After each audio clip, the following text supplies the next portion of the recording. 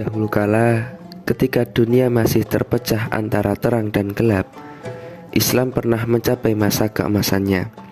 Sebuah masa di mana ilmu, iman, dan keindahan berpadu, melahirkan peradaban yang menjadi mercusuar bagi dunia.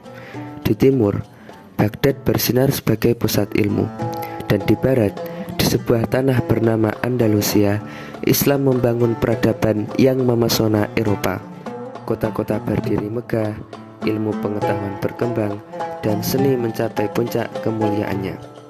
Inilah kisah tentang kejayaan Islam di tanah Andalusia, sebuah kisah tentang cahaya yang lahir dari keimanan menyinari dunia hingga berabad-abad lamanya.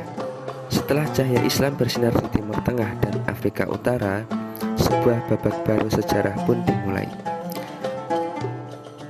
Tahun 711 Masehi, seorang pemimpin muda bernama Tariq bin Ziyad menyeberangi selat sempit yang kini dikenal sebagai Selat Gibraltar.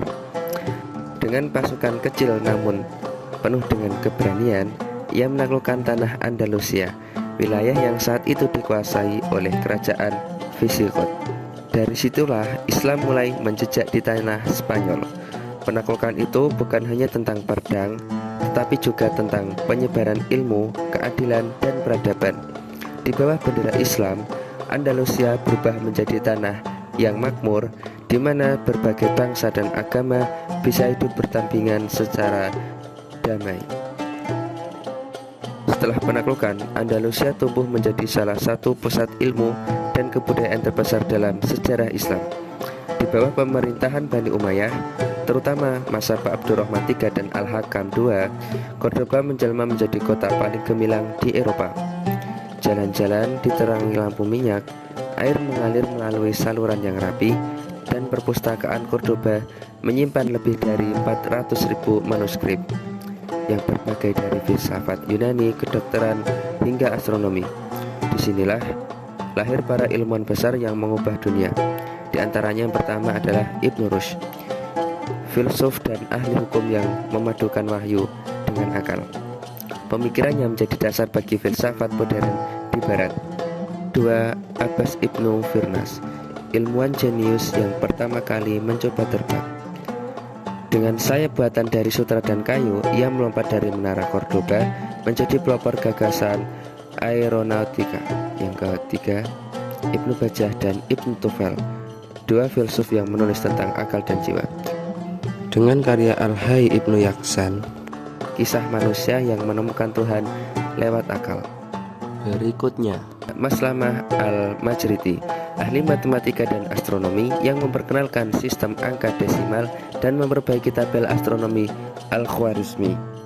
Di Andalusia, ilmu dan iman berjalan secara seiring.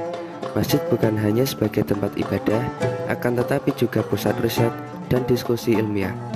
Arsitektur pun mencapai puncaknya.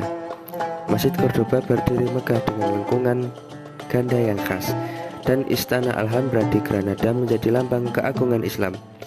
Umat Islam, Kristen, dan Yahudi hidup berdampingan dengan damai, saling bertukar ilmu dan pandangan hidup.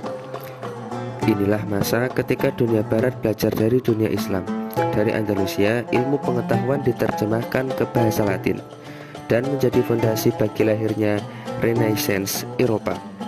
Andalusia bukan hanya kejayaan bagi umat Islam, akan tetapi juga bagi seluruh umat manusia. Bukti bahwa peradaban yang dibangun dengan ilmu dan keimanan dapat melampaui batas zaman. Namun, tak ada kejayaan yang abadi. Seiring berjalannya waktu, cahaya Andalusia mulai meredup. Setelah masa gemilang Bani Umayyah berlaku, Andalusia terpecah menjadi banyak kerajaan kecil. Perpecahan itu melemahkan kekuatan Islam dari dalam. Di utara, kekuatan Kristen bangkit. Satu demi satu kota jatuh seperti Toledo, Sevilla, dan akhirnya Granada, benteng terakhir Islam di Spanyol. Tahun 1492 Masehi, di tengah kabut yang berat, Sultan Abu Abdillah Muhammad XII menundukkan kepala, menandai berakhirnya kekuasaan Islam di Andalusia. Dari atas bukit tangisan terakhir, ia menatap Granada yang perlahan tenggelam dalam senyap. Dengan jatuhnya Granada, berakhirlah masa keemasan Islam di Andalusia. Tapi warisan itu tidak pernah benar-benar sirna. Dari ilmu, seni, hingga arsitektur, jejak kejayaan Islam masih hidup di sana, di setiap dinding Alhambra, di setiap kata Arab dalam bahasa Spanyol, dan dalam semangat umat yang terus mencintai ilmu.